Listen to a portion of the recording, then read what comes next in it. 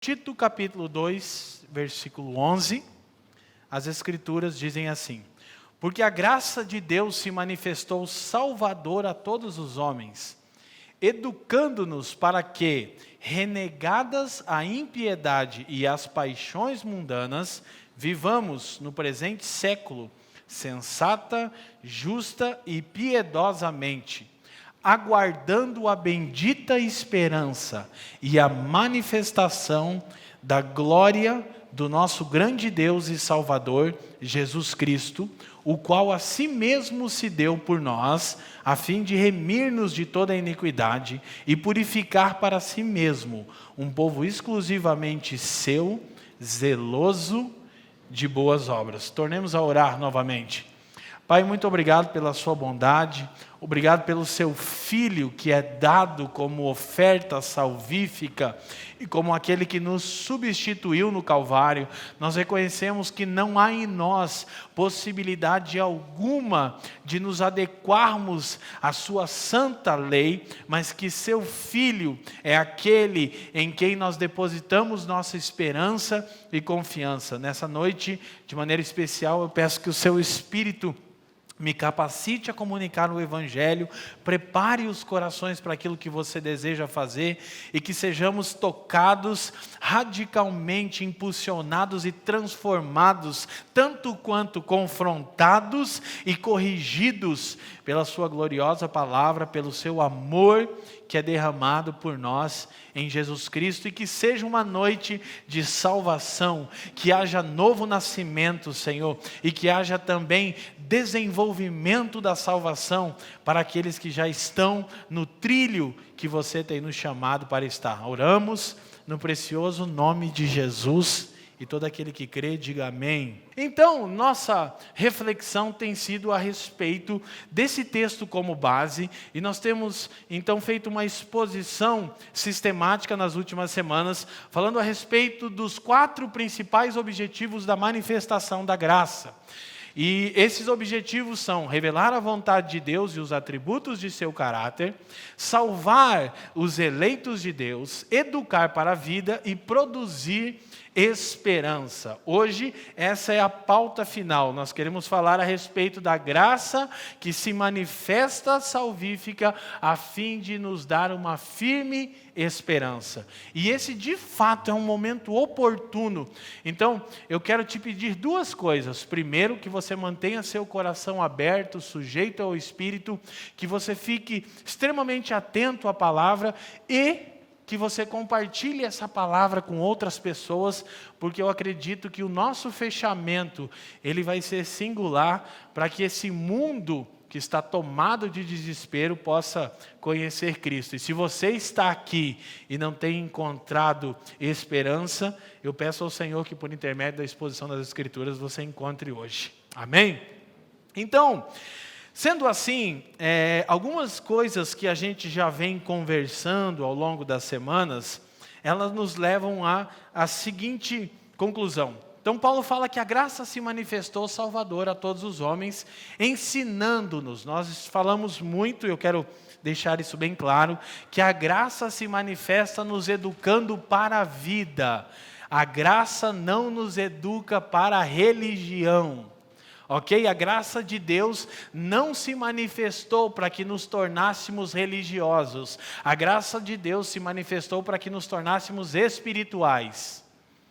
E nós temos falado ao longo das 4 semanas, e eu vou repetir, a igreja é um referencial de espiritualidade, não de religiosidade. Não é a respeito daquilo que não pode ser feito, é a respeito de tudo aquilo que deve ser feito. Ok? Essa é o objetivo central da manifestação da graça de Deus. Então, Paulo diz que essa graça que se manifesta para revelar o caráter paterno de Deus, para salvar os eleitos de Deus, para educar-nos para a vida, para uma vivência, é a mesma graça que nos dá esperança. É a mesma graça que nos dá essa segurança. Então, hoje nós vamos caminhar em cima do fechamento. Paulo diz, se a gente puder projetar de novo, especialmente o versículo 13. ele pode ser muito útil para refrescar nossa memória aqui agora. Aguardando. O que nós fazemos, uma vez que estamos cônscios de que Deus é Pai, então a graça se manifesta para revelar o caráter de Deus, os atributos do seu caráter e a sua vontade. Quais são os atributos do caráter de Deus, fora que Ele é santo, onisciente, onipotente e essas coisas incríveis? Ele é Pai.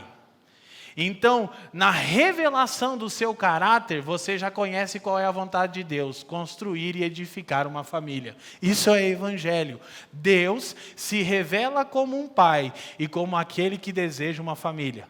Ok? Então, para isso, Ele elege os seus filhos. Ele escolhe aqueles a quem Ele deseja ter na sua família desde a eternidade passada, de acordo com Efésios 1:4.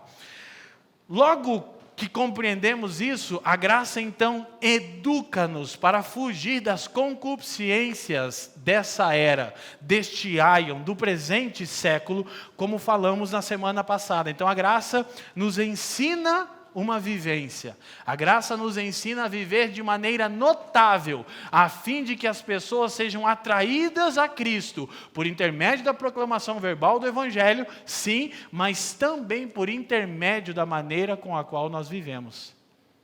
Viver de maneira tal que sejamos notáveis.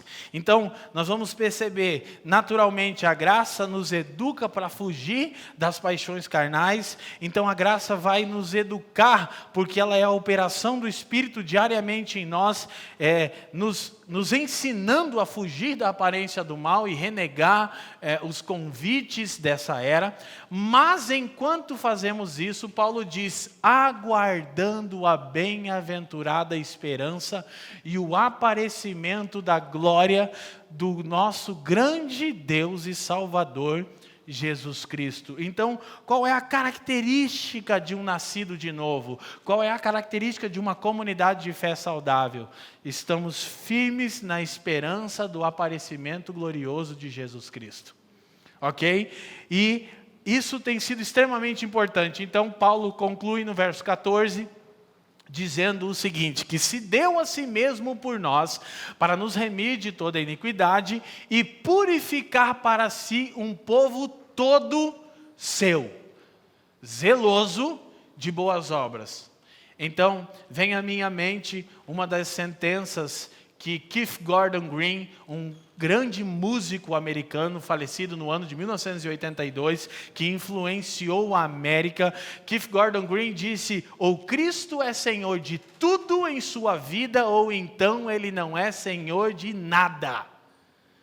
Não existe um Cristo genérico e uma cruz ortopédica. Eu digo que o evangelicalismo brasileiro, ele está submerso num Cristo genérico, com uma cruz ortopédica. Por que ele é genérico? Porque custa menos, mas faz o mesmo efeito. E a cruz é ortopédica, porque ela se adequa à sua realidade. Ou seja, você não precisa mudar, Deus entende. E sem dúvida Deus entende, o Deus desse século. Ele entende. Então, ele diz, purificar para si um povo todo seu. Completamente seu, zeloso de boas obras. Então, nós temos um encorajamento para permanecermos firmes na esperança e trabalharmos incansavelmente para o bem do mundo, ainda que saibamos que as coisas não serão plenamente transformadas até que o nosso Senhor apareça. Amém? Todos estão comigo? Então, hoje eu quero concluir falando um pouquinho a respeito de como podemos ter uma exegese cultural, como podemos compreender o tempo que nós estamos. Um dos grandes apologetas das últimas décadas que já partiu para o Senhor, chamado Francis Schaeffer, ele disse que para entendermos onde nós estamos, nas nossas ideias intelectuais, filosóficas, culturais e políticas, nós precisamos seguir 3 linhas na história. São elas: filosofia, ciência e religião. Digam comigo: filosofia, ciência e religião. Então, essas 3 molas propulsoras, assim por dizer, formam o pensamento pós-moderno. Então, para entendermos onde estamos e como as coisas são, precisamos percorrer a linha da história, observando o desenvolvimento da filosofia, o desenvolvimento da ciência e o desenvolvimento da religião. É muito pertinente falarmos disso uma semana antes do dia em que celebraremos a Reforma Protestante. 503 anos que Martinho Lutero pregou as 95 teses na porta da Catedral de Wittenberg e trouxe uma transformação e uma revolução no mundo da época que chega até nós. Então nós precisamos entender qual é a característica do protestantismo, qual é a característica dos evangélicos verdadeiros, porque esse termo já está muito assim saturado e desgastado. Então, quero que você preste bastante atenção, e essa foi uma das pautas. Eu gastei um capítulo inteiro no livro Evangelho Completo, que dia 30 vai estar disponível, falando e trabalhando essas dinâmicas, e eu quero que isso fique bem claro, ou seja, nós precisamos fazer uma diferenciação entre filosofias, entre visões políticas, entre boa ciência e ideologias políticas e filosofias humanistas. Essa é a pauta dos nossos dias, é compreender isso. Então, as filosofias e as visões políticas, ideologias ou filosofias humanistas da pós-modernidade são, em sua maioria, essencialmente oriundas da Renascença, com poucos fragmentos apenas da Reforma Protestante. O que eu quero dizer com isso, sem entrar muito a fundo nesse aspecto aqui, preste atenção. A maneira com a qual o mundo pensa e a característica dessa sociedade terapêutica, ela é fruto de um movimento chamado Renascença, do século XIII em diante, que basicamente, isso é muito extenso, mas eu creio que vocês estudiosos estão muito bem antenados sobre o tema, aleluia. Com toda certeza, né? Não restam dúvidas, se um cara como eu com a 6ª série sabe, obviamente todos vocês estão milhões de anos-luz na minha frente no entendimento. Amém? Então, glória a Deus. Então, a Renascença basicamente foi um movimento que procurou retornar aos filósofos clássicos. A Cia limitada, Sócrates, Platão, Aristóteles, até um pouco antes, Protágoras. Então, basicamente, no século XIII, alguns pensadores começaram a entender que aquele domínio da igreja medieval estava trazendo mais prejuízo do que benefício. Então, por N razões, eles começaram a retornar às obras dos antigos filósofos. Por quê? Porque, basicamente, os primeiros filósofos, eles pensavam na realidade última, na real existência de todas as coisas. Essa era a busca da filosofia. Assim, na sua base, no seu aspecto central, o que é filosofia? É compreender a existência. É compreender as primeiras coisas. Então, esse era o trabalho de Sócrates, que disse muitas coisas boas e interessantes. Depois Platão, Aristóteles, alguns caras antes deles também. Mas, basicamente, a Renascença foi isso. Então, esse movimento da Renascença começou a viver um reavivamento filosófico. Mas lembre-se, na época em questão, a igreja mantinha controle pleno. Então essas pessoas eram, olha para mim, cristãos. É bem comum isso para a gente. Pena, pelo menos os cristãos da Renascença eram inteligentes. Glória a Deus, entendeu a diferença? Todo mundo naquela época era evangélico. Agora também, só tem uma pequena diferença. Gastavam horas em cima de Platão, Aristóteles, Sócrates, Protágoras, e agora se gastam horas em cima das redes sociais.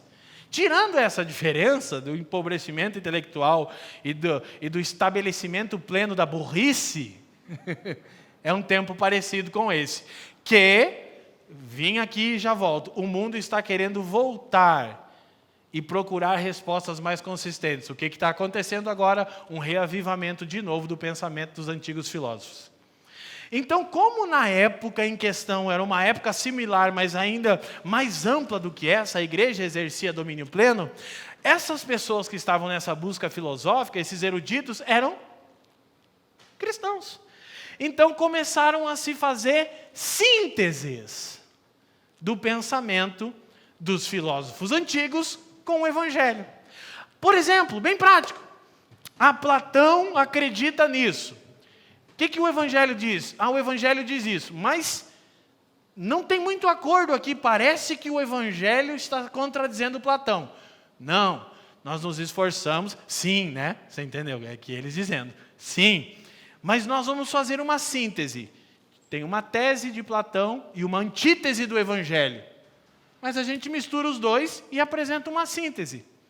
Então vai ficar melhor para todo mundo, vai haver mais harmonia, vai haver mais avanço da humanidade como um todo. A única coisa que aconteceu é que perdeu-se por completo o Evangelho. Por quê? Porque é impossível acrescentar qualquer fragmento humanista ao Evangelho sem que você perca o Evangelho por completo. Então eu vou falar de novo porque está gravando. Todo tipo de mensagem que começa, você pode, você consegue, você é incrível, você vai dar certo, é humanista, não é o Evangelho, não funciona, Deus odeia. Não é que ele não gosta, ele tem ódio. Amém? Então você está vendo que tem bastante Evangelho no Brasil, aleluia? O que atrai as pessoas? Mensagens como essa? Não, mensagens que diz, cara, você vai enriquecer, você não terá problema algum, você vai achar o seu príncipe encantado. E sempre tudo será como o fantástico mundo de Bob. Uma coisa mais clássica seria Alice no País das Maravilhas, né? Então, depois desse movimento que vem misturando e criando sínteses, Deus começa a levantar alguns homens. Glória a Deus. E alguns homens que de fato eram pregadores da verdade, a ponto de serem mortos na tentativa de resgatar o Evangelho em sua pureza. Então vai ter várias pessoas na história importante, mas aquela parte da história mais famosa começa basicamente com Jerônimo de Savonarola. Ele é um padre, mas ele começa a entender que essa questão de síntese está gerando problemas, então ele começa a pregar o Evangelho. Há muitas coisas que não estavam claras para ele, mas ele termina morto. E depois dele, outros homens, como John Huss, até que nós chegamos, só para você entender, em Martinho Lutero. Não é o único, há muitas pessoas trabalhando antes, depois e durante, mas Lutero é o cara que tinha mais seguidores no Instagram naquela ocasião, né? O Instagram bombado era o Lutero. Então todo mundo... E ele vai contra aquele evangelho sintético da igreja medieval. E o pau quebra, para falar um português bem claro. E basicamente no que consistia a reforma protestante? Em retirar os elementos humanistas do evangelho. E é interessante que grande parte do problema era causado pela própria igreja. Amém? E nós não precisamos ocultar essa parte, porque a igreja estar errada não é o mesmo que as escrituras estarem erradas. Então, sem dúvida, a gente pensa, na verdade a igreja medieval elevou sua autoridade ao lado da autoridade bíblica. Então a igreja medieval cria na inerrância das escrituras, mas cria na inerrância da igreja. Entendeu? Traduz, não cria na inerrância das escrituras. Então a igreja tem plena autoridade para interpretar as escrituras, e não para que a escritura interprete a igreja. Então Lutero rompe com isso. E ele diz, rejeite qualquer ensino que não seja centrado na Bíblia, mesmo que ele faça chover milagres todos os dias. Aleluia.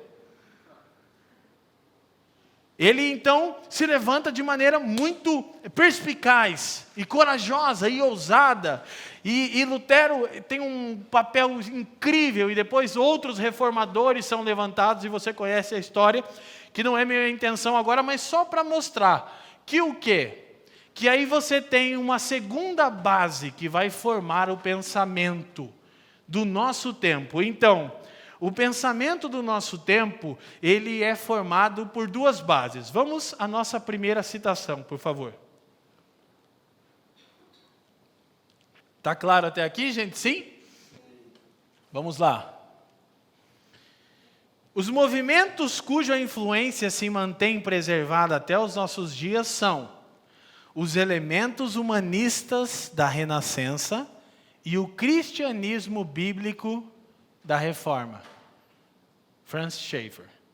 Então, eu quero colocar toda a história no mesmo lugar e dizer que ou você e eu estamos construindo a nossa vida a partir dos elementos humanistas da Renascença, que tem como veredito final a palavra dos filósofos clássicos, ou você está edificando a sua vida sobre o cristianismo bíblico oriundo da Reforma Protestante. Não há uma terceira opção. O que isso representa? Qual a importância disso para mim, Leandro? Preste atenção. Toda. Porque você saberia identificar em si mesmo sobre qual base você está construindo vida? Que eu não tenho dúvida que se eu perguntasse aos irmãos aqui, todos diriam, sem dúvida, o Evangelho de Jesus Cristo. Mas a pergunta é, qual Evangelho, né? Há muitos evangelhos hoje em dia, né? Então nós precisamos entender que esses dois movimentos é que determinam a estrutura de pensamento pós-moderna. Digam comigo, pós-moderna. Então preste atenção, eu não estou aqui. Quando Paulo fala em Tito que nós devemos ser ensinados pela graça a rejeitar essa era, este século, as paixões mundanas, de maneira nenhuma Paulo está dizendo que tudo que não seja cristão não presta. Portanto, eu não estou dizendo que toda obra de filósofos como Platão, Aristóteles e Cia Limitada não prestam. Eu não estou dizendo isso. Na verdade, eu gostaria até que todos nós lessem e estudassem esses filósofos que têm muitas contribuições, só tem um problema. Perguntem para mim qual? Vocês não leem as Escrituras. Esse é o problema. Porque eu estou fazendo uma coisa com o bem, dentro da dinâmica que ele pode. O bem tem 8 anos. Ele lê as Escrituras, ele lê um devocional e ele lê um livro secular. Porque eu não quero que meu filho seja alienado. Eu quero que ele entenda o mundo ao redor. Mas vai ter que ler as Escrituras primeiro. Entende? Então, nós achamos que a resposta é uma postura que seja totalmente uma antítese, uma rejeição. E nós já falamos na semana passada, você pode e deve escutar a palavra anterior, que não, isso é alienação e fatalismo, não vai solucionar o nosso problema. Nós estamos dentro de uma tensão, eu disse, em prol do mundo e contra o mundo. Em prol do mundo, ordem criada, contra o mundo era presente. Ok? Então esse evangelicalismo que impera no Brasil, da idiotice, da burrice, da ignorância, tem que terminar. Que nasçam cristãos inteligentes, que saibam conversar a respeito dos grandes filósofos, das grandes descobertas da ciência. Não que todos nós precisamos ser exímios, entendedores disso, jamais. Mas que tenhamos a mínima noção do que está acontecendo no mundo, amém? Então, para isso nós precisamos entender que estamos aqui. Então, nesse tempo que nós estamos no Brasil, e essa palavra ela é atemporal, mas ela precisa ser bem pertinente para agora, eu quero que você entenda a diferença de duas coisas. Vamos para a nossa próxima citação. O que é filosofia humanista?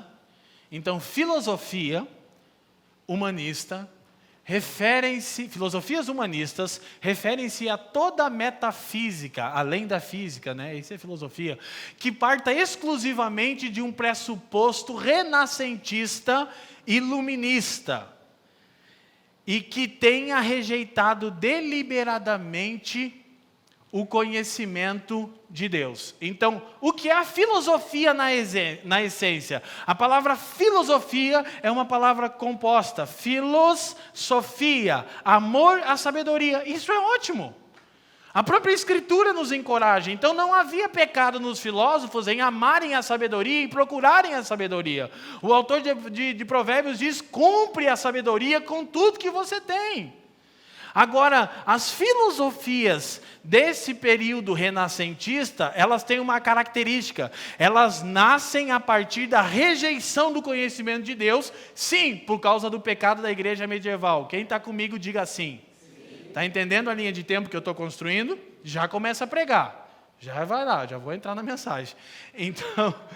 Então, elas partem de uma rejeição dos absolutos de Deus. Não sei se você sabe, deveria saber, que a igreja rejeitou a tese do Galileu de que o mundo era redondo. E isso foi uma das coisas, na verdade, não é Galileu, mas tem um outro, me foge o nome dele, Copércio? Hã? Copérnio? Nicô. O nome é Copérnico, diz o Rafa. Copérnico. Então, você sabe que são tratados como hereges e tal. E isso é um ônus terrível para a igreja. Por quê? Porque depois se descobre que o mundo é redondo. E aí a matemática é, então o evangelho está errado. Não, o evangelho não. A igreja, onde é que está na Bíblia que a terra é plana? Olha, já começa a galera aí, ó. Os terraplanistas. Não. Então, tenha sempre em mente que a igreja não é a autoridade final, as escrituras são. Então, quando nós descobrimos que haviam posições da igreja e descobriremos que ela está equivocada, isso não significa que as escrituras estão equivocadas. Então, com fatos como esse, nós vamos tendo um descrédito do evangelho e um reavivamento do pensamento dos filósofos. Isso é renascença. Eles diziam que o homem estava renascendo. O homem estava nascendo de novo. Não mais preso às amarras deste evangelho burro e sem sentido. Por causa do quê? Do pecado da igreja. Quem está me entendendo? A conta nossa é alta, né? Você já se deu conta que a única Bíblia que muitas pessoas irão ler é a sua vida? A conta é alta, né, varão? Então, esses movimentos partem de uma rejeição deliberada ao conhecimento de Deus. Eles comem da árvore do conhecimento e não da árvore da vida. Então, filosofia humanista é qualquer metafísica que seja um raciocínio filosófico que deliberadamente rejeite Deus.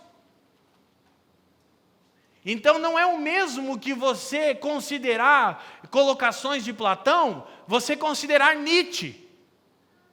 Porque o raciocínio de Nietzsche parte exclusivamente daquilo que ele chamou de a morte de Deus. Então ele está completamente entenebrecido e todo o seu raciocínio é um lixo. Mas talvez seja importante que conheçamos, para entender o mundo pós-moderno e descobrir se estamos sob a influência da reforma protestante ou, dos elementos humanistas da Renascença. Quem está comigo, diga sim. Então, da mesma maneira, ideologias políticas são oriundas dessas filosofias humanistas. Elas apresentam-se como salvíficas e escatológicas. Qual é o problema da política? Quando ela é uma ideologia. O que faz da política uma ideologia? Quando ela é embasada numa filosofia humanista que rejeita o conhecimento de Deus e se apresenta como a salvação do mundo. Está entendendo? Mas a política por si só é uma coisa que Deus criou e que também é útil. O problema é quando é ideologia política e não uma visão política. O que é uma visão política? É toda e qualquer iniciativa e estratégia que procure o bem comum. Então a igreja tem que se misturar com a política? Lógico, ela tem que ser a sede da política. Porque o que é a igreja? A eclesia. Um ajuntamento numa cidade para essa cidade. Preste atenção.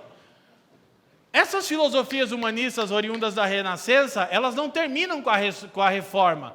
Na verdade, há a separação da igreja e do Estado. E isso é trabalho dos reformadores, não dos filósofos humanistas.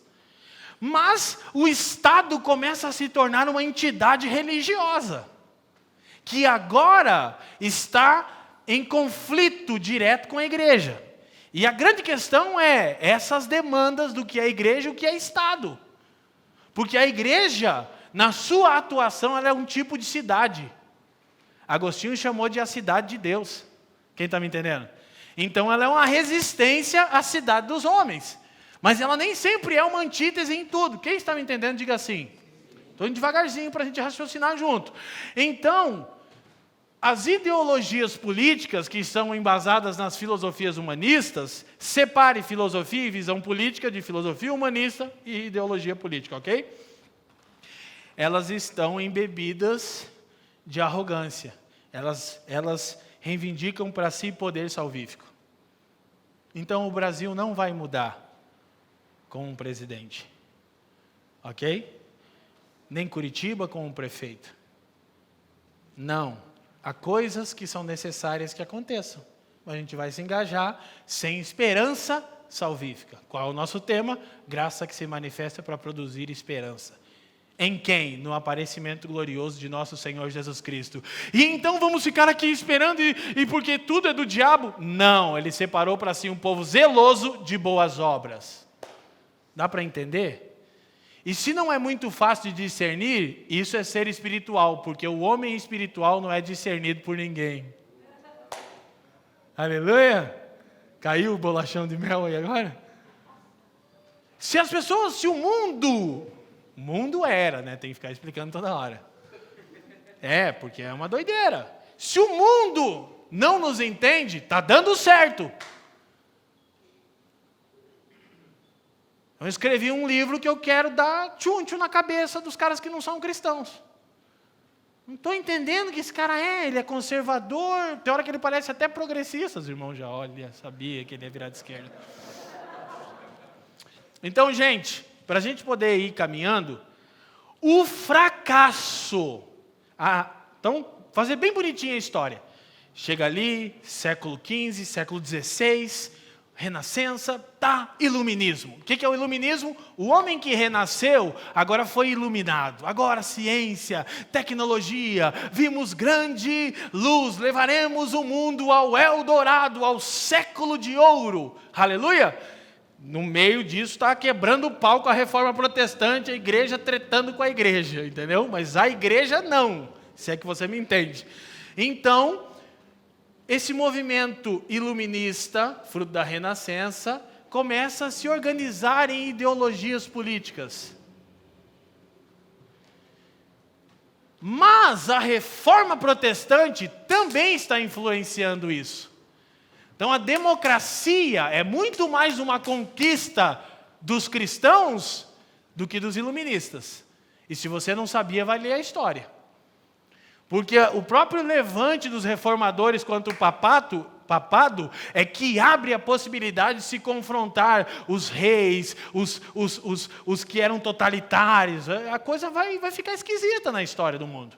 Então nós vamos ter século XVII, século XVIII, e a coisa vai maturando, século XIX, e qual é a expectativa? O século XX será o ano glorioso, o século glorioso do mundo, o Eldorado, o homem alcançou, o homem renasceu, e agora ele foi iluminado. Olha que beleza! Então Cristo é totalmente obsoleto nessa matemática. Você nasce de novo por intermédio das obras dos filósofos clássicos. E você se torna iluminado pela maturação desse entendimento. Não é por Cristo e pelo Evangelho. Então há esses dois movimentos. Repito, eles influenciam a maneira como edificamos vida. Então, quando nós chegamos ali no século XIX, a expectativa vai pelo ralo. A expectativa de que agora o homem deixou de ser bárbaro, ignorante, por causa do cristianismo, termina mostrando que nada é tão ruim que não possa piorar. E mais uma vez o Evangelho que diz que não é que você seja ruim, você é atestado como verdadeiro. O homem maturado, intelectual e inteligente do século XIX começa a explodir bomba para tudo quanto é lado por causa de pedaços de terra. Então, próxima citação, e com uma honra especial de um autor brasileiro, meu amigo, Davi Lago. Davi Lago, no seu livro Brasil Polifônico, os Evangélicos e as Estruturas de Poder, ele diz: o século XX cumpriu o seu papel, e os seres humanos mostraram uma vez mais a que vieram. Embebidos de crenças iluministas de progresso, positivismo e autonomia, você pode, você consegue, você é incrível, entendeu? As gentes de todos os continentes entraram em conflitos sem precedentes em termos de destruição. Porque se todo mundo está ouvindo uma mensagem que pode e que é incrível, vai gerar conflito. Porque eu sou mais incrível que você. Então isso gera conflitos como as grandes guerras mundiais. Davi continua. No fim, o cômputo dos anos 1900 resultou na velha ambivalência. As pessoas foram capazes de feitos inacreditáveis, como a corrida espacial, e também de abominações, como as grandes guerras. Por um lado, do extermínio sistemático de pessoas em câmaras de gás, de impiedosas bombas termonucleares, de genocídios com armas químicas e biológicas. Você quer ver a depravação total do homem? Leia um pouco a respeito do Holocausto, na Segunda Guerra Mundial. E lembre-se, esse é o homem renascido e iluminado pelo pensamento dos filósofos clássicos. Crianças iam às centenas, separadas de seus pais, para as câmaras de gás, em Auschwitz. O homem que está trabalhando para o bem da humanidade. A pergunta é, de qual parte da humanidade? Então vai havendo, aí você tem a teoria da evolução de Darwin, ciência, lembra? Filosofia, ciência e religião. O que tem a ver com isso? O Hitler falou, isso, concordei. Nós somos uma raça mais evoluída. O que faz com a raça que não evoluiu? Mata tudo. E é pelo bem da ciência. Embasado na filosofia. Quem está me entendendo? E a teoria da evolução é sempre a desculpa para as guerras. O mundo está evoluindo, isso é normal. É normal bombas termonucleares. Você sabe, já assistiu filmes, documentários sobre as bombas em Nagasaki e Hiroshima? O sofrimento do mundo maturado. Do homem que sabe o que é bom para a humanidade e para si mesmo. Então, nós vamos entender o seguinte: o fracasso dessas empreitadas, filosofias humanistas e ideologias políticas, pavimentou o caminho para o niilismo existencialista. Traduz o estilo de vida dos nossos dias. E aqui é o desafio para nós descobrirmos se vivemos de acordo com o Evangelho ou com esse pensamento oriundo da Renascença. Então, a imperícia humana em solucionar as mazelas do mundo é axiomática, é evidente. E nós estamos, de novo, depositando esperança no quê? Ciência, filosofia, tecnologia. Mas estamos vivendo uma pandemia. E para que fique o registro, eu falo olhando para os meus irmãos todos de máscara, porque essa é a orientação da Organização Mundial de Saúde para o planeta Terra. E a nossa expectativa de salvação por meio da ciência, mais uma vez está sendo frustrada. A nossa expectativa de salvação por meio das ideologias políticas, mais uma vez está sendo frustrada. E o que está acontecendo agora? Desespero total. E a pergunta é, meu irmão, você está firme na esperança?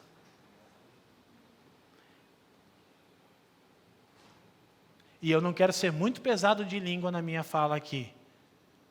Mas se não, te falta evangelho. É que você passa mais tempo no noticiário do que com as Escrituras. A pós-modernidade foi anunciada não tanto como superação, mas como um buraco negro existencial, oriundo do não cumprimento das promessas iluministas. Então, o tempo chamado pós-modernidade não é o próximo passo da humanidade que está amadurecendo. É o buraco que ela caiu por causa da rejeição deliberada ao conhecimento de Deus. Tá ligado?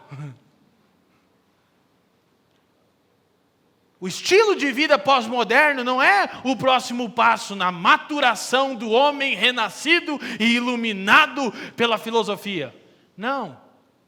É o buraco infinito que a raça humana caiu depois de rejeitar o conhecimento de Deus. Te parece alguma coisa? Se você comer da árvore do conhecimento do bem e do mal, certamente, o que o homem fez? Sabe por isso que eu me perguntava, por que quando Deus resgata Israel na retomada do seu plano, entre aspas, ele diz para Israel, olha aqui eu coloco diante de você 2 caminhos, o da vida e o da morte. E aí o que Deus diz? Escolhe, pois. E eu pensava, mas por que Deus... Né? Só você ler Gênesis. Entendeu? Olha, tem aqui o Satanás vai destruir você, acabar com a sua alma, com as suas emoções, com a sua família, e tem Jesus Cristo que vai te dar significado e uma vida consistente e plena. Escolhe, pois, Jesus. Porque vai que você não entendeu que o capeta é do mal. E é coisa grave, varão. Então Davi continua. Davi, extremamente gentleman, é um irmão em Cristo, um amigo nosso, graças a Deus, ele constata o seguinte, ele diz, na segunda parte, mas as inclinações e as premonições ultra pessimistas não vingaram. Ou seja, o pós-guerra, Primeira Guerra Mundial, acabou de vez com a esperança de transformação. Se estabeleceu o caos, por causa de homens como Friedrich Nietzsche. Olha o que deu aí. Deu tudo ruim, Deus morreu, a gente está sozinho na existência do mundo aí. Então, ele diz, o mundo continua mundo e as pessoas continuam pessoas, com tudo de bom e ruim que isso possa implicar. Então, para nós cristãos, nem tampouco a falsa expectativa salvífica, filosófica e política, e nem o pessimismo corrosivo nihilista, fatalista. O mundo continua caminhando. Com tudo de bom e de ruim que isso significa, sim ou não, gente? Então nós entramos, já vamos chegar nesse ponto, mas nós entramos nessa época pós-moderna caracterizada pelo niilismo. Já vimos na outra semana, mas niilismo é a crença, é o ponto de vista que considera que as crenças e os valores tradicionais são infundados e que não há qualquer sentido ou utilidade na existência. O conceito de niilismo teve origem na palavra latina nihil, que significa nada. Escuta, então o pensamento nihilista, que é oriundo desse fracasso, é um pensamento que acredita que não há sentido e nem utilidade na existência. Como é que a gente vê isso na prática? Os garotos do Brasil, com um ensino fundamental tão ruim, os adolescentes e jovens das periferias nada sabem sobre Nietzsche, eles só vivem a filosofia de Nietzsche. Por isso as meninas ficam com 10, 15, 20 garotos em um ano e engravidam de 4, 5 deles, porque não há utilidade na existência. Eu não preciso preservar meu corpo é para usar.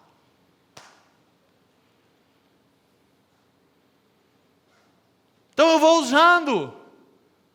Mas o que essas garotas esquecem, ou seus pais esqueceram, ou ainda nós não estamos pregando a ela, é que quando elas deixarem de ter o corpinho formoso da adolescente, já não ser tão mais arredondado, elas vão ser esquecidas também. Quem está me entendendo? Então nós temos uma geração de mães solteiras. E nossas igrejas são caracterizadas por isso. E aí você está vendo como Nietzsche filósofo, complexo, que eles nunca leram, determina como eles vivem. Não há utilidade na existência, então eu não preciso ter uma postura. Essa é a grande questão da pós-modernidade. O que é pós-modernidade? Jean-François Lyotard, o cara que definiu pós-modernidade, disse assim: da maneira mais simples e objetiva, eu defino como pós-modernidade como incredulidade e morte de qualquer grande narrativa. Traduz: pós-modernidade é o estilo de vida que não acredita que haja um sentido pleno para a vida. Cada um vê o que acha melhor. E quanto mais nós pregamos esse outro evangelho de você pode, você consegue, mais a gente empodera as pessoas no humanismo delas. E quando elas estão saindo do prumo e nós precisamos corrigir, elas dizem: não me ofenda, eu sou livre. Você não é livre, você está escravizado. Eu estou tentando te mostrar o caminho da liberdade. Aleluia. Alguém está me entendendo? E aí nós fazemos negócios sem preocupar-nos com a honestidade. E aí nós estudamos de qualquer jeito, porque não há utilidade na existência.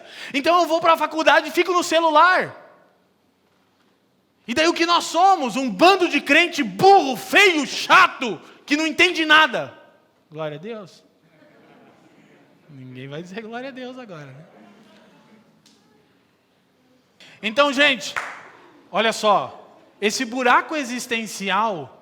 Aí tem a Segunda Guerra Mundial, e essa expectativa salvífica e escatológica vai por água abaixo, se instala a pós-modernidade, a morte de toda e qualquer metanarrativa. Os pós-modernos não aceitam que ninguém diga como eles devem viver. E querido, você tem todo o direito para não concordar comigo, mas com as Escrituras não. Você pode dizer: eu não gostei. Eu vou dizer: e o Kiko? Ra. É porque o bagulho tá pop. Tá muito pop, cara. Tá muito paia. Sério, tá paia demais, não tá paia? Fala a real. Tá podre, cara. Tá ruim. Esses crentes de agora tão paia, Lucas. São molenga. Não amam as Escrituras, não temem ao Senhor, não são homens de caráter. Nós não vamos juntar cabeça de gado aqui, irmão. Nós vamos pregar o Evangelho. E como disse aquele profeta: doa quem doer. Boris Casoy. Começava o jornal. Saudoso profeta que partiu. Então, o que é o niilismo? Vamos lá, nossa próxima citação, que eu vou ficar querido. Eu tenho que terminar querido agora. Olha só. Niilismo moral ou niilismo ético consiste em um ponto de vista em que nenhuma ação pode ser considerada moral ou imoral. Não existem absolutos. Então, assim, divórcio não é imoral. Não venha me dizer que é pecado. Por quê? Porque para uma geração que vive, lembra quais são as bases? O pensamento humanista renascentista ou o cristianismo bíblico reformado. Para quem diz-se evangélico, mas vive sobre o pensamento humanista renascentista, eu não quero ouvir que divórcio é pecado. Porque não tem nenhum absoluto, mas nas Escrituras tem. Mas graças a Deus, pecado tem perdão, amém? E essa não é uma mensagem de um cara moralista que confia em si mesmo. É uma mensagem de um cara carente de Jesus e de uma comunidade de fé que só está de pé pela misericórdia de Jesus Cristo e não pelo nosso desempenho. Agora, nós vamos pregar que é pecado sim. Quem está me entendendo? Então, o ponto principal que a gente vai perceber é isso. Não existem absolutos. A morte da metanarrativa. Cada um vê o que acha melhor. Por isso que cada vez as pessoas ficam mais feias no jeito de vestir. Porque quanto mais esquisito e menos combinando, mais você está mostrando que você é contra. Você entende o movimento punk? Eu tinha amigos punk. Eu tinha amigos do movimento hardcore. Qual que é a filosofia? Contra tudo. Que é o ápice, é o movimento grunge. Vamos lá, próximo para a gente correr. Niilismo existencial significa que a existência do ser humano não tem qualquer sentido ou finalidade. Por isso o homem não deve procurar um sentido e um propósito para a sua existência. Então vai vivendo, como diz aquele louvor, deixa a vida me levar, vida leva eu. Deixa a vida me levar, vida leva eu. Deixa a vida me levar, vida leva eu. O final não fecha, que é teologia. Sou feliz e agradeço por tudo que Deus me deu. Não foi Deus que te deu, foi esse século. Porque Deus não oferece esse tipo de vida. O niilismo político tem como fundamento, político, né, agora, que a destruição de todas as forças políticas, religiosas e sociais são essenciais para um futuro melhor. Então está bem claro, né? Isso é a pauta do momento agora. Próximo. O niilismo negativo, que deu origem a todos os outros, ou seja, que nega. Consiste na negação do mundo perceptível aos sentidos, pasmem, para buscar um mundo ideal, um paraíso, nirvana. E onde é que a gente pega isso? Em Platão e o gnosticismo. Platão considerava a matéria como a queda da criação. Então, gnose é transcender. Agora você é um cara inteligente, intelectual. Para mim você parece um idiota agora, drogado. E aí você vai entender onde é que a gente vai chegar nisso. Fica ligado. Porque o homem tem um vazio do tamanho de Deus, alguém já disse, né? Só Deus pode preencher. Então é o nirvana. A gente vai negar. O ápice do niilismo é a negação do mundo. Cara, é muito louco, mas sabe o que é? O Nietzsche negou tudo. Ele disse, nada é. Eu não sou, isso não é e você não é. Nada é. Como é que ele terminou? Louco.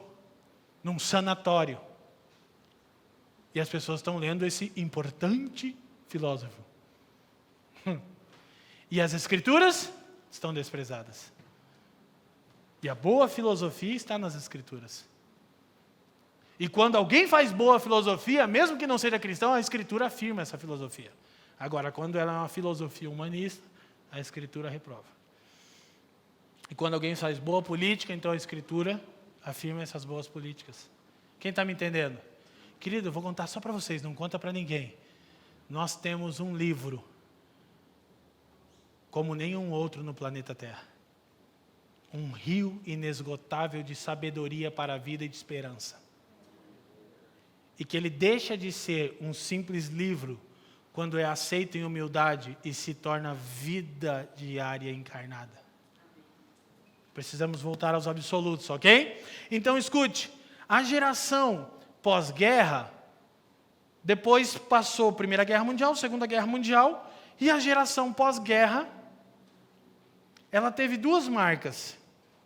Os pais, escuta, eles estabeleceram dois valores. Poxa, deu errado nossas expectativas salvíficas, agora tudo que a gente quer é o quê? O American Dream, o sonho americano. Paz e prosperidade pessoal. Então tá, então a gente não quer mais guerra. Por que tem medo de guerra? Fica a turma da ONU, a turma do G, deixa disso. Olha, para. Não, calma, não fica bravo. Fulano, Xing Shang, ou não sei o que, o Trump, calma. Porque sabem o estrago que pode ser causado. Então cada um está pensando o quê? Em si mesmo, na paz pessoal. E não que essas iniciativas não tenham um valor. Claro que tem, né? Antes elas têm algum valor. Agora, paz pessoal e prosperidade. Francis Schaeffer definiu assim, projeta para nós, para a gente chegando no nosso reta final. Paz pessoal significa ser deixado em paz e não ser incomodado pelos problemas alheios, sejam eles problemas mundiais ou locais. Significa poder viver a sua própria vida, reduzindo ao máximo a possibilidade de ser incomodado. O estilo de vida da classe média. O American Dream. Paz pessoal. Eu não quero me incomodar com o problema de ninguém. E pasmem, tem um monte de evangélico que diz isso. Não é problema meu. Se não é seu, se não é meu, se não é da igreja, o problema do mundo é de quem?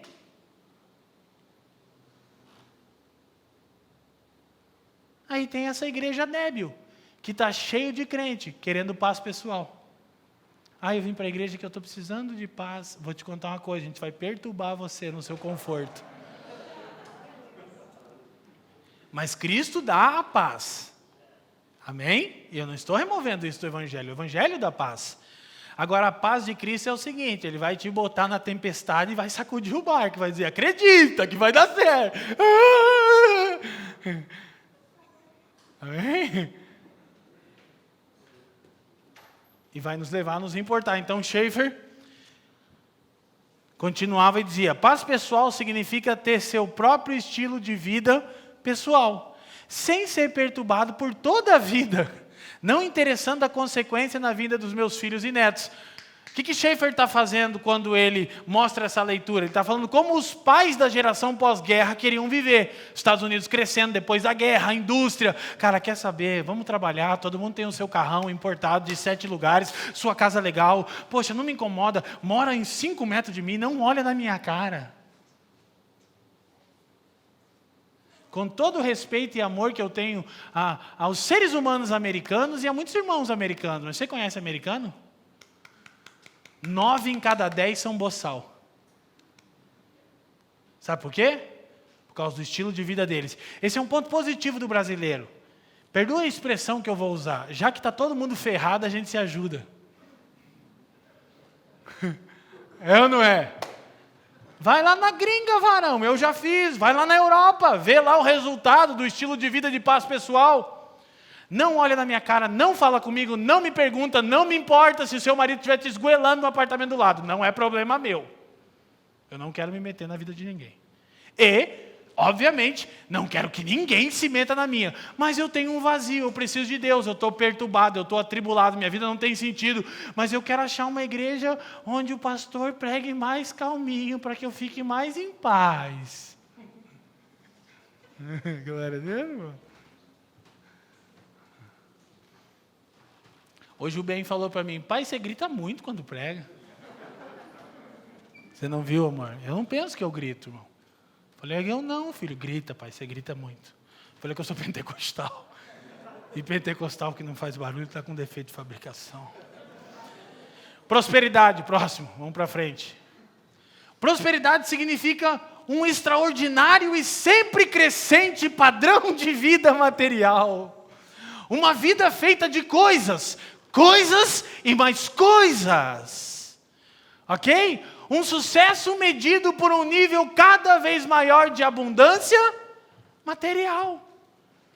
Por todo lado, sou abençoado. Idolatria.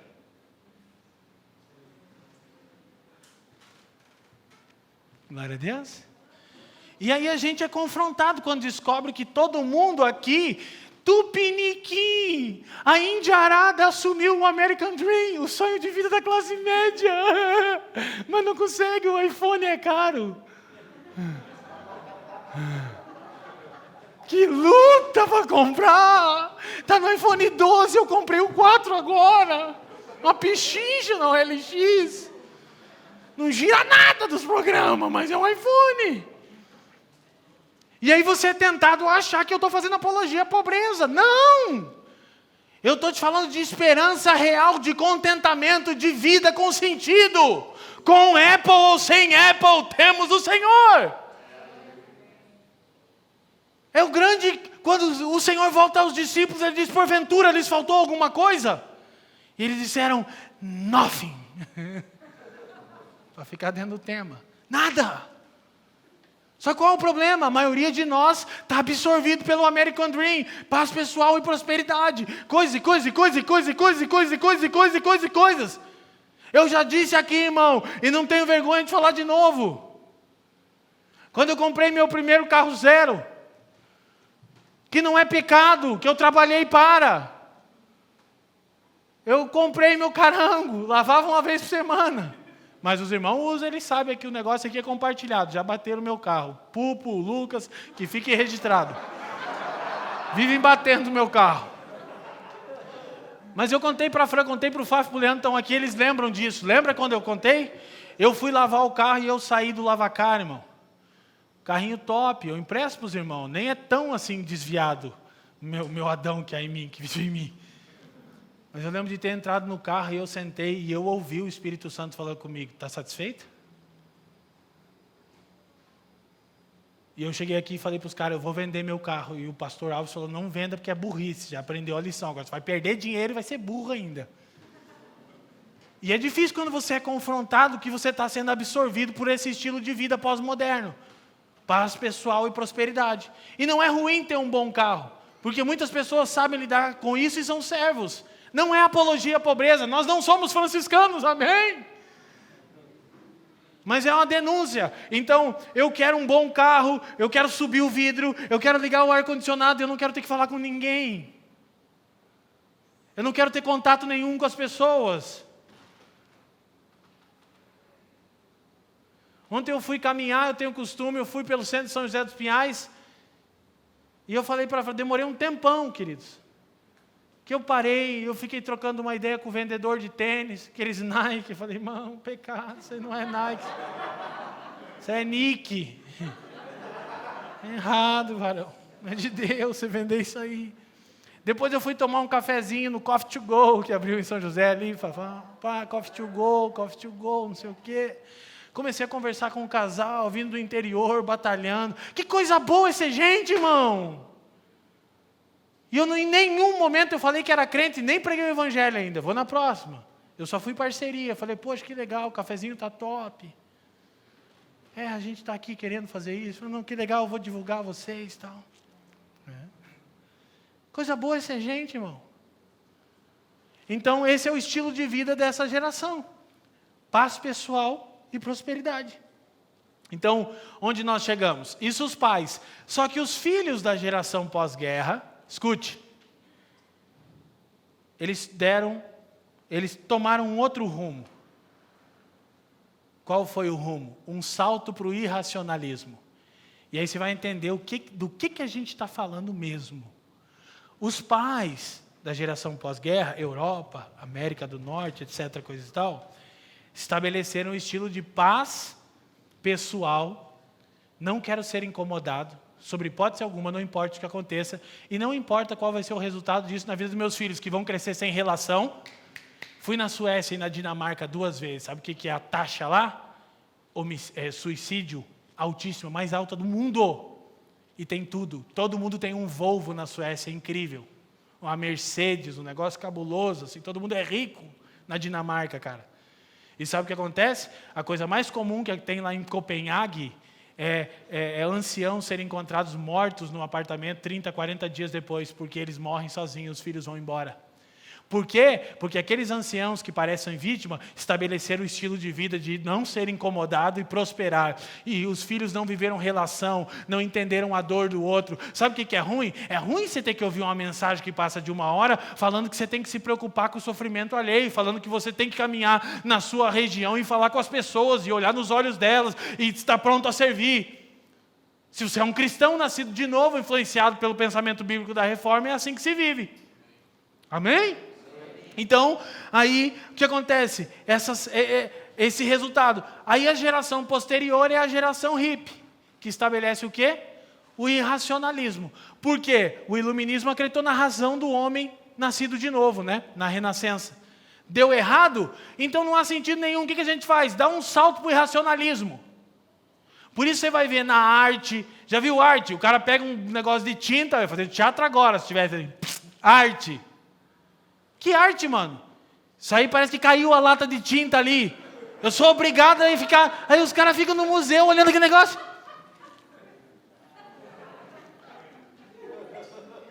E eu achava que eu era burro, né? Eu não estou vendo nada ali. Parece que o cara jogou uma lata de tinta ali e jogou uma em cima e me passou a mão ainda. É arte. Arte o quê? Pós-moderna. O que é pós-modernidade? Não há nenhuma metanarrativa, não precisa ter sentido. Então é terrível. Terrível. É arte, é música, é o meu jeito de vestir. Parece um mulambento maluco, velho. E qual que é o grande lance? O grande lance é que eu não vou determinar como você se veste, não é isso? Não somos moralistas, malucos, controladores. Não, mas eu estou te levando a pensar, por que você faz o que faz? Olha para dentro de você. É a resistência, é o movimento punk que vive em você? Fala direito, fala bonito, fala nós vamos. Fazemos. É legal? Entendeu?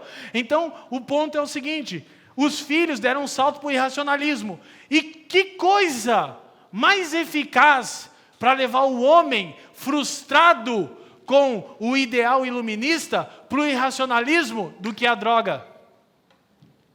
Na época dos pais, paz pessoal e prosperidade, sabe qual que era a marca? Alcoolismo. Então, embriaguez é taxa altíssima na América e na Europa. Brasil também, né? Até que chega as drogas. E agora eu vou resistir, que eu lembrei do Racionais quando canta que as drogas chegaram na favela, o Mágico de Oz. Só para registrar aqui, eu lembrei da música aqui agora. É o Homem na Estrada, quando chega o crack, né? E aí chega a droga na América. E aí o que as drogas viram? Escuta. Elas viram os elementos da nova confissão de fé. Beber, cair e vomitar. Se drogar. LSD. O que o LSD faz? Me leva para o campo do irracionalismo. Êxtase. Por quê? Porque eu não consigo encarar a mim mesmo no espelho. Que eu não tenho nenhuma esperança e nenhuma base para me agarrar. Ter que encarar a vida normal de cara limpa é muito difícil. Quem está me entendendo? Então vou me drogar. Porque é mais fácil um salto para o irracionalismo. Próxima citação é grande, mas a gente está chegando na parte final. Hoje eu estou me excedendo um pouquinho aqui, eu vou tentar concluir, mas eu disse para vocês e eu vou repetir.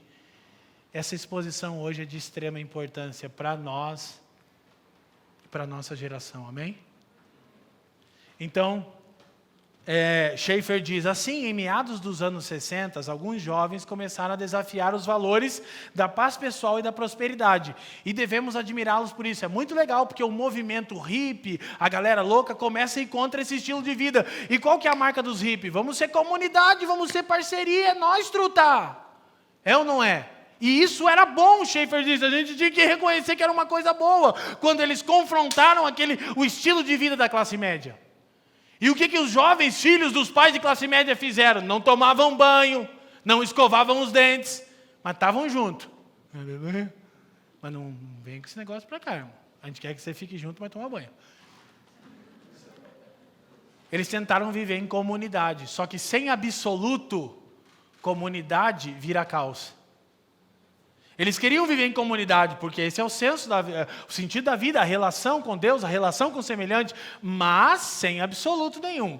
É uma comunidade maluca, todo mundo faz o que quer, vive como quer. Quem está me entendendo, sacode a mão e diz sim. Então, Schaeffer continua. O humanismo que fez o homem partir de si mesmo, depois de ter destruído a antiga base de valores, não foi capaz de encontrar uma forma de gerar qualquer nível de certeza. O vácuo deixado pelos valores reduzidos, a paz pessoal e a prosperidade tinha vindo para reinar supremo. E agora, para a grande maioria dos jovens, depois de passadas as falsas esperanças das drogas, enquanto ideologia e o desvanecimento da nova esquerda, o que restou? Não sobrava mais nada do que a apatia. A esperança se fora. Schaeffer continua. Os jovens estavam certos em sua análise, mas errados em suas soluções. E foi muito pior quando vários deles desistiram da esperança e simplesmente aceitaram os mesmos valores de seus pais. Paz e prosperidade. Olha para mim, o movimento hippie era oriundamente um movimento de esperança. Eles queriam achar um sentido na vida. E daí não acharam nas drogas, então, nossos pais estavam certos, vamos voltar à nossa vidinha de classe média. E o Schaeffer disse, isso foi muito pior. Por quê? Olha o resultado. Isso é muito denúncia. As drogas continuaram, elas não saíram da vida dessa geração, mas apenas como um paralelo com o álcool da geração anterior. E o uso excessivo de álcool se tornou um problema também entre os jovens. O sexo promíscuo e a bissexualidade continuavam presentes, mas apenas como um paralelo do adultério da geração anterior. Em outras palavras, à medida que os jovens se revoltavam contra seus pais, eles acabavam andando em círculos e muitas vezes caíam em um nível ainda mais baixo, pois não lhes restou nada além do que os mesmos dois valores reducionistas, a sua própria versão de paz pessoal e a sua própria versão de prosperidade. Com todos os problemas oriundos da pós-modernidade. Sabe o que é isso? Um raio-x da nossa história. Quem está me entendendo?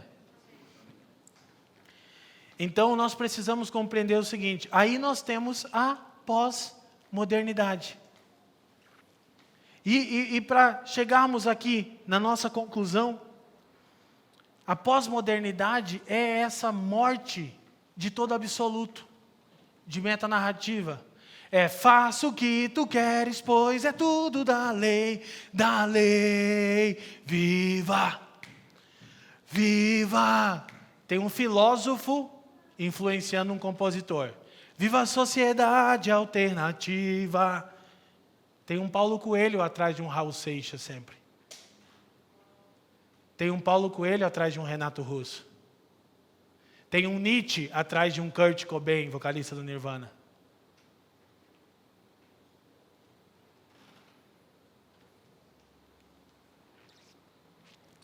Qual é o desafio? Primeiro,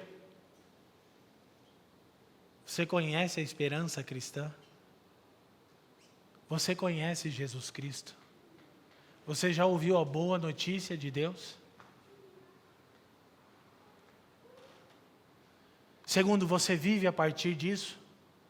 Ou dos valores oriundos desses movimentos humanistas? Então nós precisamos, sabe o quê? Voltarmos ao exercício de exegese cultural nos púlpitos, a partir do Evangelho.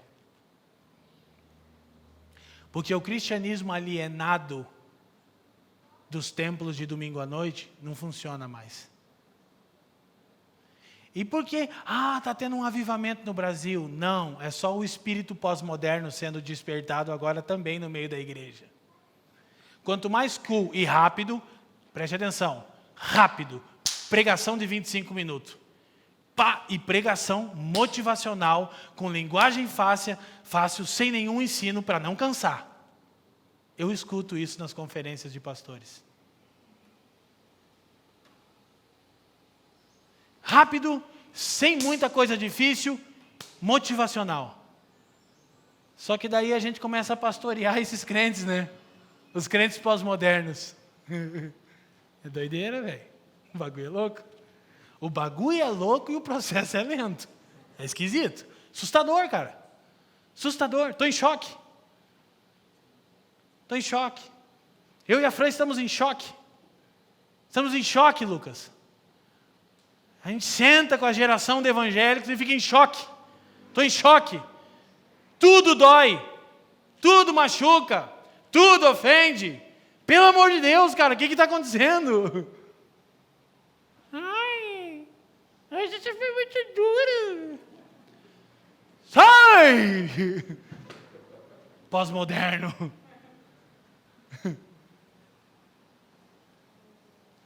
Então, contra a minha vontade, eu vou encerrar. Que hoje eu estou inspirado. Por quê? Porque eu quero falar da real esperança cristã. Eu quero falar do tipo de crentes que Jesus está levantando. E não é sobre desempenho nosso. É sobre a graça de Deus que está em Jesus Cristo.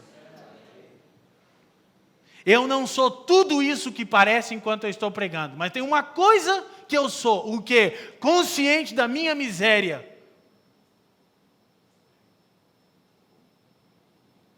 Já é um começo.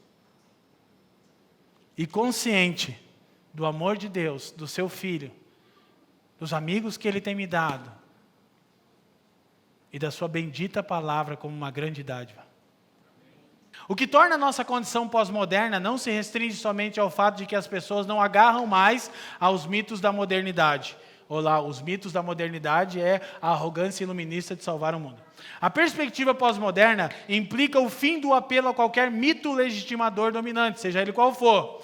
As principais narrativas predominantes não somente perderam sua credibilidade, como também a ideia de uma narrativa grandiosa já não desfruta de crédito algum, ou seja, não apenas há uma rejeição da metanarrativa, os pós-modernos não entendem que é importante ter uma metanarrativa. Por quê? Porque a verdade é relativa. A quem? A você.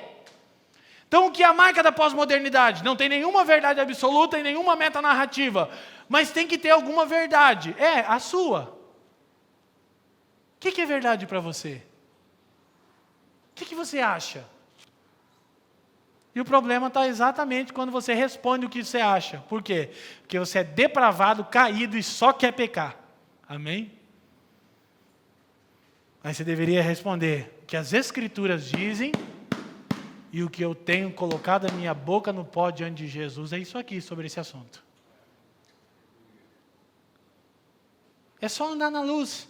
Eu vou repetir, não é moralismo. É andar na luz, ser grato a Jesus, consciente. Ser grato de ter uma comunidade de fé que vai te ajudar no processo de santificação. Por quê? Porque até mesmo os pastores estão no mesmo processo e todos nós estamos no mesmo processo de humildade. E é comum cristãos pecarem, sim, e por isso nós dizemos graças a Deus por Jesus Cristo. Mas não é por isso que a gente vai começar a adaptar e relativizar tudo. Quem está errado sou eu, irmão, mas não o Evangelho. Se eu cometer atitudes que vão contra o Evangelho permanece verdade. E eu não. Quem está me entendendo? Então, esse é o ponto. Vamos para o fim. Entramos na era da morte da metanarrativa, na era pós-moderna. Todas as coisas são deslegitimadas. Consequentemente, a perspectiva pós-moderna requer uma investida contra tudo que reivindica para si universalidade. Ela requer, na verdade, uma guerra contra a totalidade. Isso quem disse foi o professor Stanley Graham. Então isso é pós-modernidade. Só que aí, a gente vai terminar aqui, eu quero falar com vocês, um sociólogo não cristão não aceitou o termo pós-modernidade. E ele prefere o termo modernidade líquida. Ele é chamado Zygmunt Bauman, já mencionei aqui. E ele cunhou esse termo que é fantástico. Ele diz, pós-modernidade seria um tempo onde os pensamentos da modernidade teriam passado lá. Não, eles não passaram, eles só derreteram. Por quê? Porque o movimento humanista, renascentista, iluminista, foi o início do derretimento dos sólidos. Ou seja, tudo que era sólido, que era tradição, especialmente o cristianismo, foi confrontado.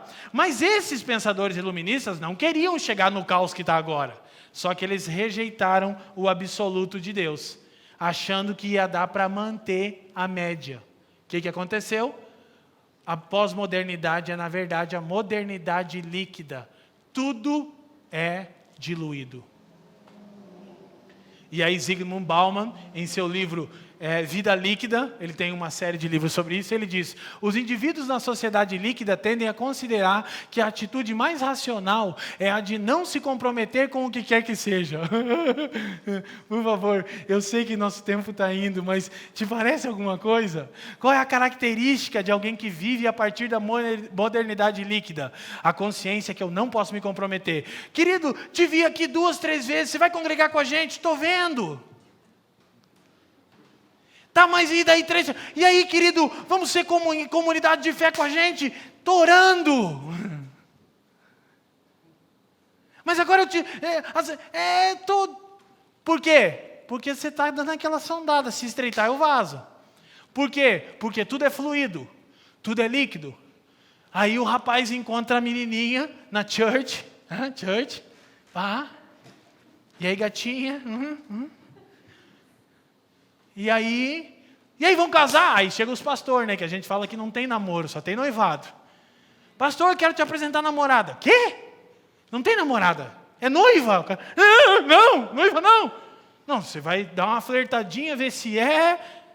E não era.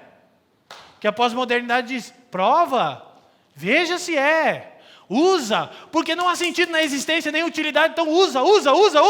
Ai, desculpa, descobri que não era. Quem está me entendendo? E as relações são assim. Elas são líquidas. Elas são fluidas. Eu não posso me comprometer com nada.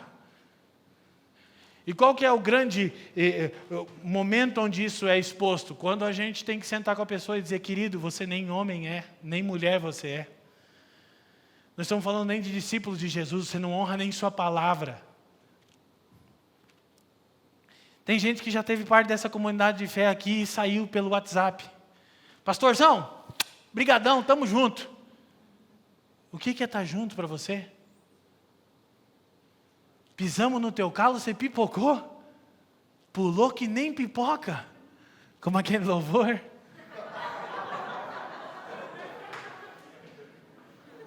Você sabe aquele louvor? Estou terminando. Que vontade que eu estou de cantar esse louvor. Que eu lembro da torcida tricolor, né? O Atlético sendo pressionado e nós só aqui, ó. Assim, quando uma nova oportunidade ou ideia aparece, esse indivíduo da modernidade líquida, tudo é fluido, não tem nada sólido, se engaja sem maiores dramas. Aí você fala, cara, que doideira. O cara sai de um relacionamento para o outro em uma semana e muda o status do Facebook e diz, amor da minha vida. E você diz, que pira, cara, que bagulho louco, velho. Ou o cara sai de uma comunidade de fé onde ele perturbou a mente dos pastores a vida inteira, chega aqui na família, faz um post e diz, essa é minha família. Que sua família? Nem sei quem você é, seu louco. Tá tirando. É o Leandrão e a Cris vão te receber para um café daí. Fábio Pupo. Quando é muito pós-moderno, a gente manda pro Pupo. Pupo, uma família pós-moderna chegou.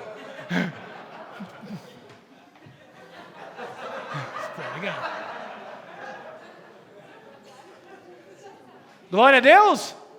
Gente, quem está entendendo o teor e a seriedade do que eu estou falando aqui hoje? Estou tentando deixar mais engraçado.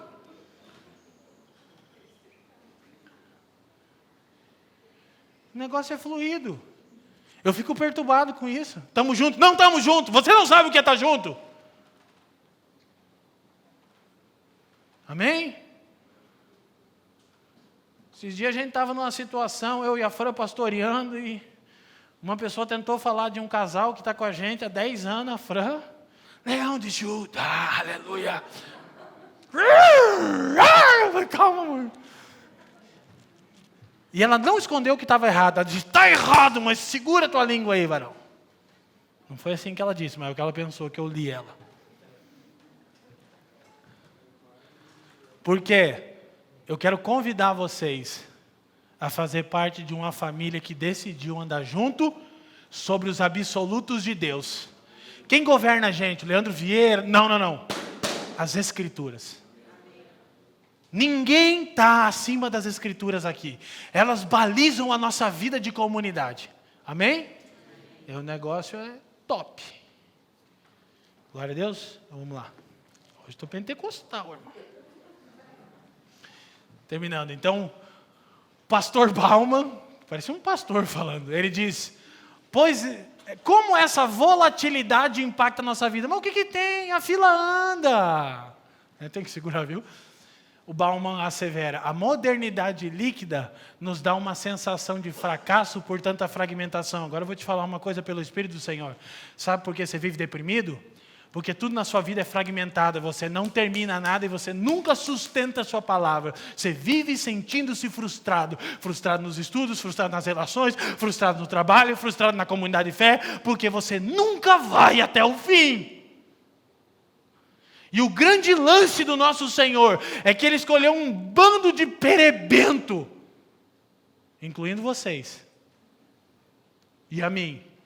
E a Escritura diz assim, e tendo-os amado, amou-os até o fim. Quando o traíra, o X9 do Judas chegou, ele disse, amigo. E ele não estava sendo hipócrita, ele estava dizendo, eu sou teu amigo e fui até o fim. Mas o bagulho é fluido, o bagulho é líquido, pastor. Não gostei. Pedala, Robinho. Vaza. Aqui é uma comunidade de gente mulambenta, mas que teme a Deus e decidiu viver junto. E esse bagulho é que assusta a galera. Que a gente se tolera. E no caso dos irmãos, tolerar a mim é um exercício de fé dobrado, né? Mas Jesus me deu a vocês. Sejam gratos a Deus por essa bênção desse irmão aqui. Então, terminando, qual é o grande ponto? Por que da frustração? 1 Coríntios 15. Quero encerrar nossa série com esse texto. Olha o problema, gente. O estilo de, Leandro, é errado eu prosperar? É errado eu ter sonhos? Não, querido, não é errado. É errado você viver para si mesmo. Por isso que os casamentos são diluídos. Que eu não entro na aliança com a mentalidade que eu vou ter que viver para alguém. Eu entro com a mentalidade que alguém tem que me satisfazer, aí não vai, Tainá. Deus te abençoe, minha filha. Glória a Deus. Se é só para esta vida que esperamos em Cristo. O que é Cristo? É o cara que vai nos dar sentido nessas coisas passageiras. Somos de todos os homens os mais dignos de lástima. Deixa eu te falar uma coisa, sabe o que Paulo está dizendo? É melhor ser um filho do Satanás, que não conhece o Evangelho, do que ser um cristão que espera só nessa vida. Dentre todos os filhos do Satanás, você é o mais miserável. Porque você ouviu a boa nova de Deus, de que Cristo te salva e te dá um sentido. E te chama a boas obras e a ser exclusivamente dele. E todo aquele que nele crê, encontrará vida e vida abundante. Amém? Nossa última citação e terminamos. O Evangelho não tem por objetivo instruir pessoas para uma vida melhor, mas sim para um sentido na vida. Vou ler de novo. O Evangelho não tem por objetivo instruir pessoas para uma vida melhor, mas sim para um sentido na vida. O Evangelho não é uma boa nova por garantir sucesso em todos os nossos empreendimentos ou relações, mas sim porque garante sentido e esperança, mesmo quando fracassamos. Aguardando a bendita esperança. O aparecimento do grande Deus e Salvador, Jesus Cristo. E aí, à luz do que já falamos nas outras palavras, sobre a graça comum, sobre entender a criação, sobre entender a cultura, nós vamos ser pessoas que têm um tipo de vida notável. Gente diferente. Gente que não é discernida facilmente. Ora, estamos nos posicionando com veemência. Ora, estamos abnegando do direito. Amém? O desafio é sermos constantes. E a boa notícia é, você pode começar hoje. Tudo bem. Jesus Cristo é o pão da vida.